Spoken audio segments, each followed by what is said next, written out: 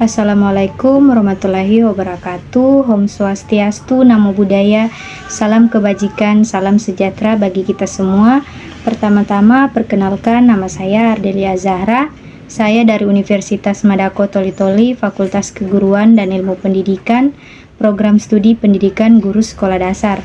Di sini saya akan membahas atau berbagi kepada teman-teman sekalian tentang teknik mengatasi social anxiety dalam kegiatan public speaking dan simulasi kreatif siswa di sekolah dasar.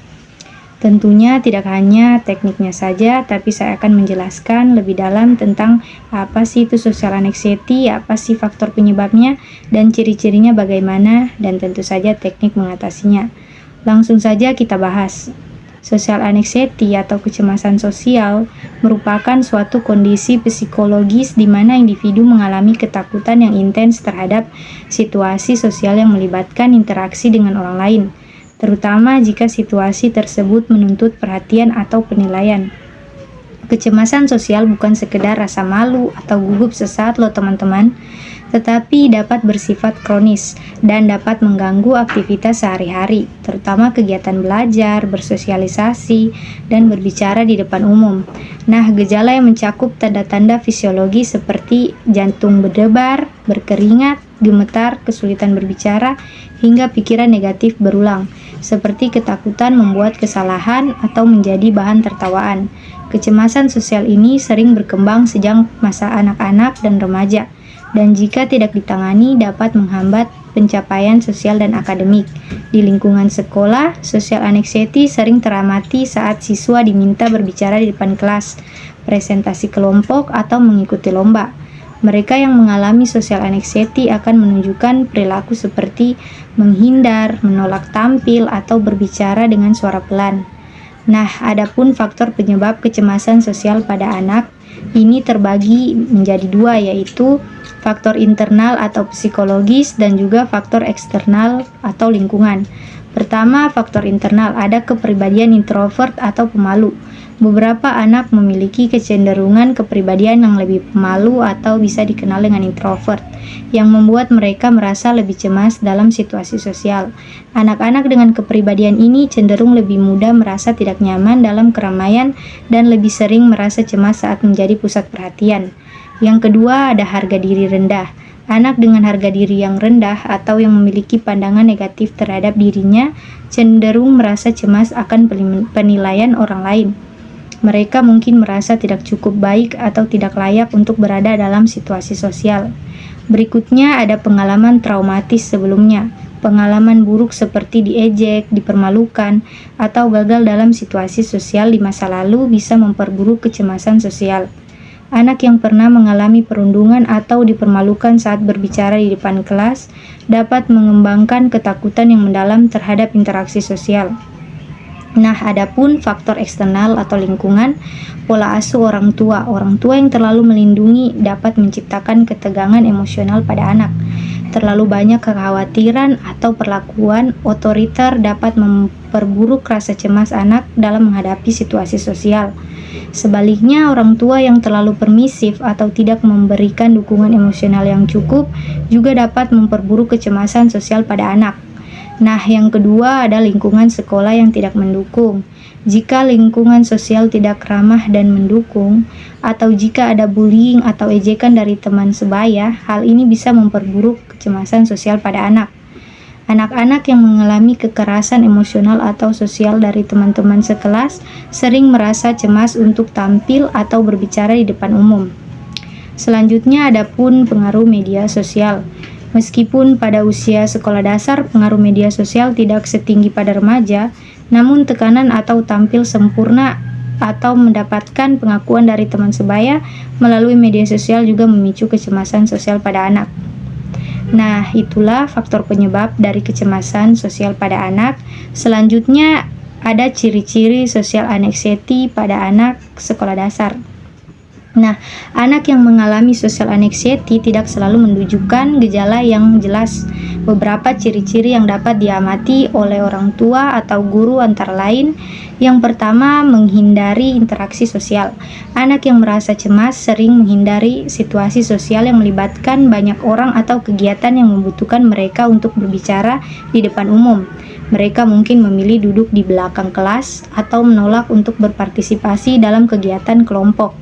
Nah, yang kedua, gejala fisik.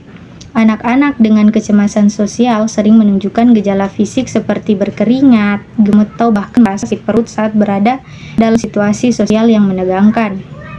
Kadang-kadang bisa mengalami salah tidur akibat cemas berkelanjutan.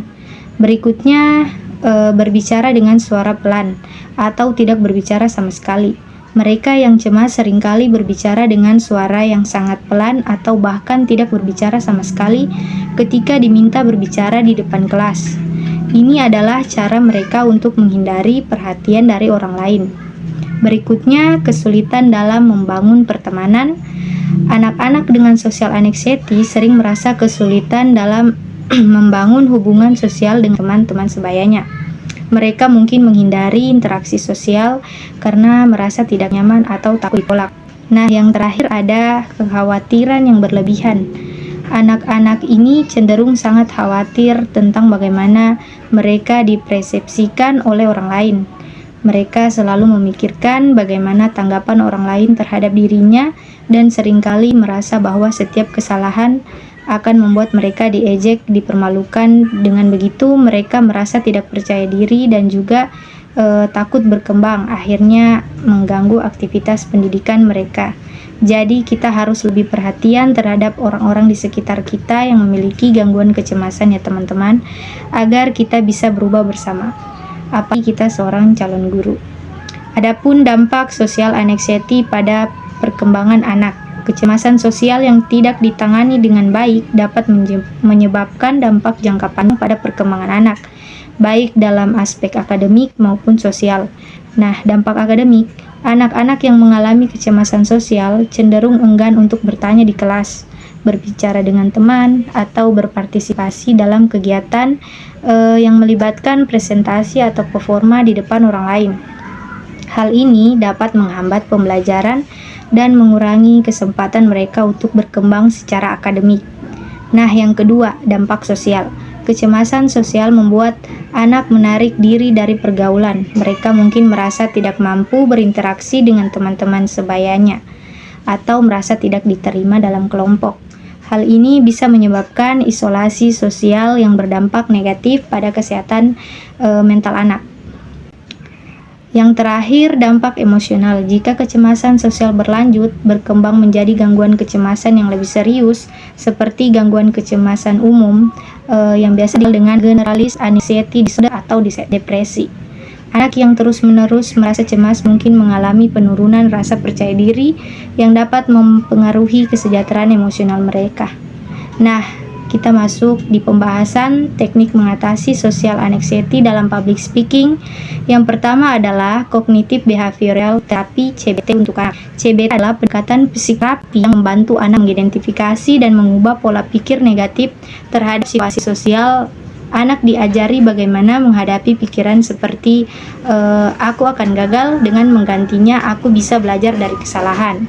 Contohnya nih, seorang guru melihat salah satu siswanya misalnya bernama Rina selalu menunduk dan menolak saat diminta presentasi.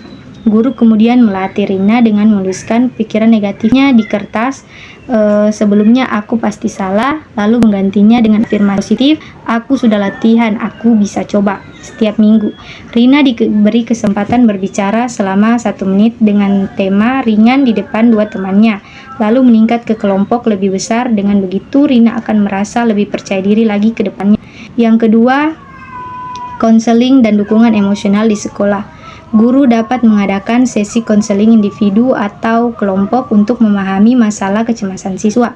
Dukungan emosional dari guru dan teman sebaya berperan penting dalam mengurangi kecemasan anak. Contohnya, sekolah menyediakan layanan konseling ringan seminggu sekali.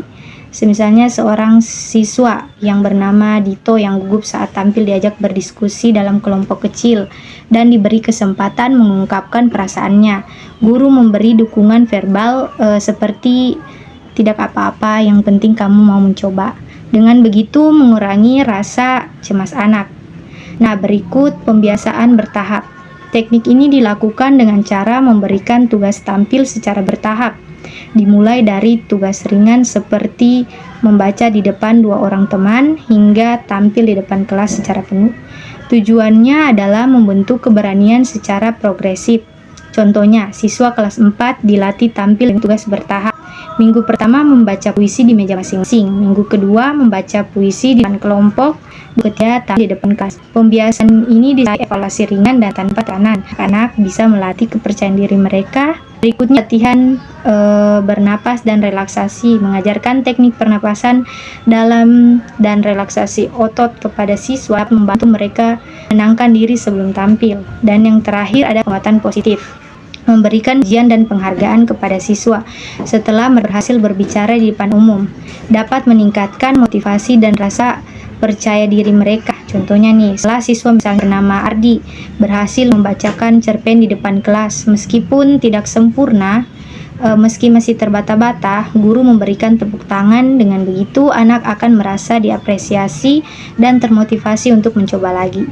Itulah tadi teknik mengatasi social anxiety pada anak. Semoga hal ini menjadi bermanfaat dan sumber pengetahuan bagi kita semua.